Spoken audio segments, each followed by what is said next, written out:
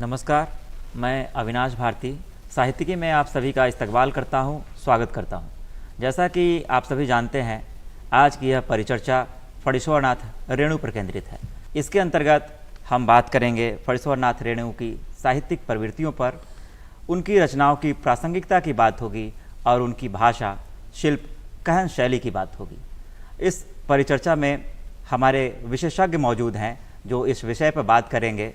तो आइए सबसे पहले मैं आप सबों से उनका परिचय कराता हूं। हमारे युवा साथी विजय कुमार जी समस्तीपुर से आए हैं। ये युवा आलोचक हैं, गज़लकार हैं और शोधार्थी भी हैं। जब प्रेम की बात हुई है तो प्रेम से ही सवाल हम लोग लेते हैं। इनकी एक प्रसिद्ध कहानी रही है तीसरी कसम उर्फ मारे गल गुलफाम। इस पर फिल्म भी बनी है, गीतकार शैलेंद्र ने बनाई थी। कई कहानियाँ हैं, लेकिन हम इसकी बात करते हैं तीसरी कसम की। विजय जी से मेरा सवाल है कि तीसरी कसम उर्फ मारे गए गुलफाम में प्रेम का स्वरूप क्या है? आप इसे किस रूप में देखते हैं, हमारे दर्शकों को बताएं। जी, बहुत बहुत धन्यवाद अविनाश। दर्शकों को मेरा फिर से नमस्कार। देखिए, कहानियों पर बहुत बात हुई है, विस्तार से अविनाश बंधु ने उनकी कई कहानियों पर अपनी बात रखी यहाँ पर।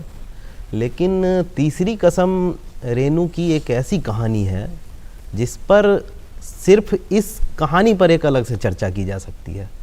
तो लेकिन संक्षेप में कुछ बातें मैं यहाँ रखूँगा। देखिए, इस कहानी का रचना काल जो है वो 1956 है, और जैसा अभी मैम ने जिक्र किया उनके व्यक्तिगत जीवन के बारे में,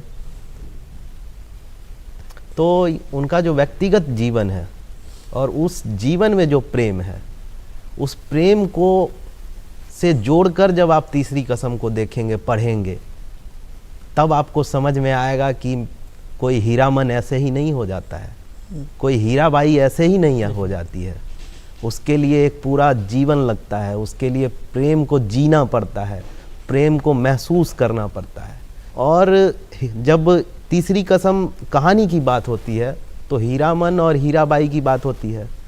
हीरामन जो है, इसके बनने की प्रक्रिया क्या है, जब आप इस प्रक्रिया में जाएंगे तब आप पाएंगे कि लतिका जी का जो मायका है, और जब भी रेणु जी वहाँ जाते हैं तो वहाँ एक ऐसे व्यक्ति से मुलाकात होती है रेणु जी की, जो आप जब कहानी पढ़ेंगे तब आप पाएंगे कि रेणु के ससुराल में जो हीरामन है, हीरामन नाम का जो नौकर है लतिका जी के घर में, कहीं ना कहीं वो हीरामन तीसरी कसम के हीरामन से उसका मेल जोल है, दोनों में समानता है।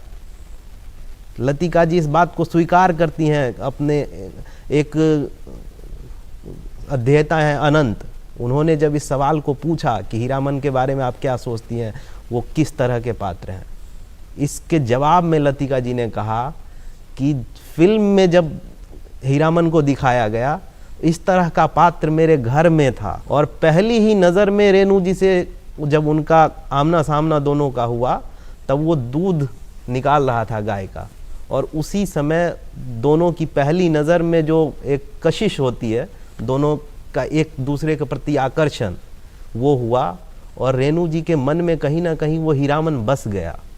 और ये व्यक्तिगत प्रेम जो रेणु जी का किसी के प्रति हो जाता है, एक साहित्यकार बहुत संवेदनशील होता है, वो कहाँ किसके प्रति आकर्षित हो जाए, उसके मन में कौन घर कर जाए कब, ये आप नहीं समझ सकते हैं, ये एक रचनाकार ही समझ सकता है उसको। हीरामन कई चीज़ों से मिलकर बना है, एक प्रेम उसमें नहीं है शामिल। जब आप उनका जो एक भाई है, वो भाई की तरह ही है, बचपन का मित्र है उनका, उसका नाम है कुसुमलाल, वो रेणु के घर में रहता है, और वो उसके छोटे, रेणु जी अपने छोटे भाई की तरह उसको प्रेम करते हैं, स्नेह करते हैं। और जब भी रेणु कहीं से भी अपने औराही हिंगना गांव पहुंचते हैं, तब वही गाड़ीवान उनको लेने आता है, कुसुमलाल।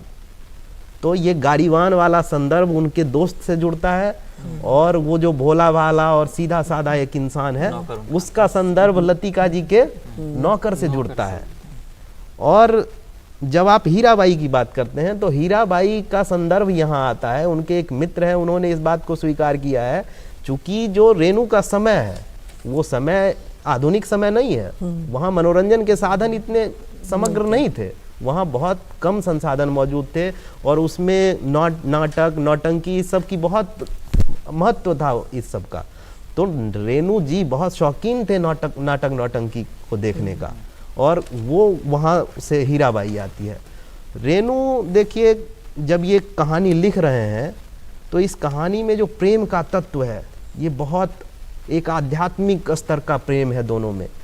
हीरामन को गुदगुदी लगने से ये इस कहानी की शुरुआत होती है और बैल को झिड़की देने पर यह कहानी समाप्त हो जाती है।